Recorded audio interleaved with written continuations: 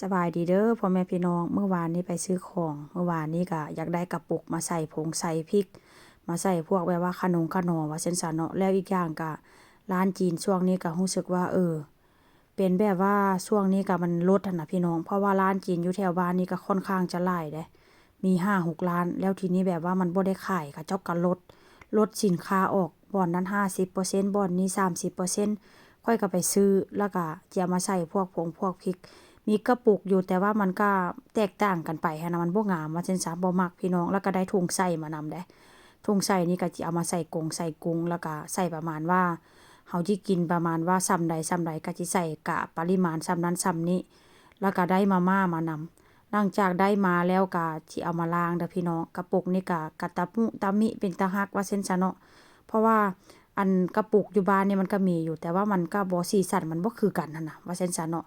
มันแตกต่างกันไปก็อยากได้แบบว่า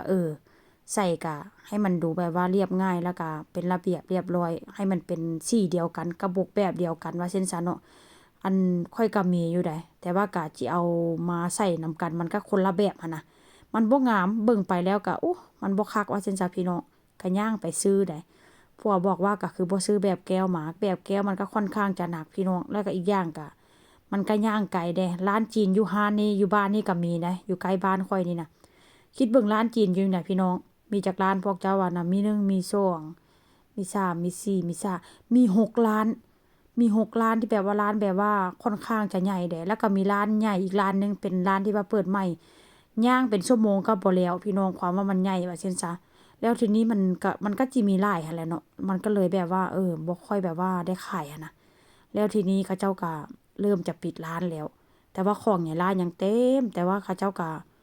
ประมาณว่าขายออกว่าซั่นซะเนาะกระปุกนี่ค่อยซื้อมานี่ก็ประมาณ40กว่าบาทก็เหลือแค่30กว่าบาทว่าซั่นซะเนาะก็ลดมา10กว่าบาทนั่นแหละว่าซั่นซะก็อยากซื้อมาใส่ให้มันเป็นระเบียบเรียบร้อยแล้วอันหองนี่ก็อันหองนี่ค่อยก็บ่ได้ซื้อมาเด้อเพราะว่าอันค่อยมีแล้วพี่น้องอันหองหั้นก็บ่แม่นหยังหลายเด้อันหองหั้นก็เป็นอันเฮ็ดขนมเค้ก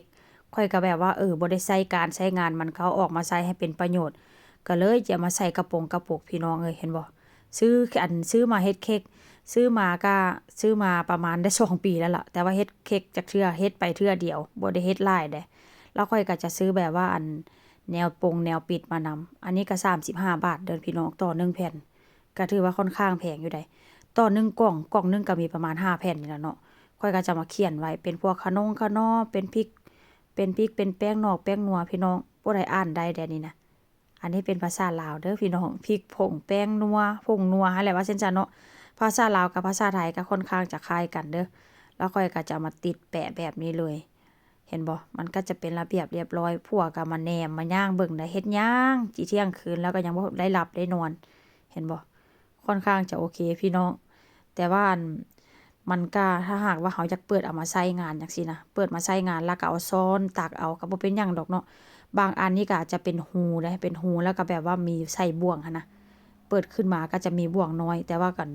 ข้อยนี่เฮ็ดมักแบบเรียบๆง่ายๆพี่น้องเอาแบบนี้แหละว่าซั่นจ้ะเนาะ แต่เวลาเฮ็ดไปแล้วก็รู้สึกว่ามันก็สะอาดหูสะอาดตาสะดวกสบายพี่น้องในการใช้ในการช่วยว่าเช่นซะอันนี้ก็จะเป็นพริกนี่ก็ซื้อมาเป็นเดือนแล้วได้แต่ว่าก็ยังบ่ได้เอาออกมาเพราะยังท่ากระปุกนี่ล่ะถ้าผัวพาไปซื้อก็ถ้าผัวพาไปนี่ก็สิบ่เอาได้นี่ได้เป็นพลาสติกนี่นะเพราะว่านางบ่มักว่าเช่นซะเนาะบ่มักให้ใช้พลาสติกแต่ว่าก็จำเป็นเมียมักแบบนี้ก็เอาแน่ๆจ้ะเนาะบางเทื่ออันงามๆไล่ก็ใช้เวลาเราใช้งานใช้การก็มันบ่ได้แบบว่าจักสิว่าจั่งใด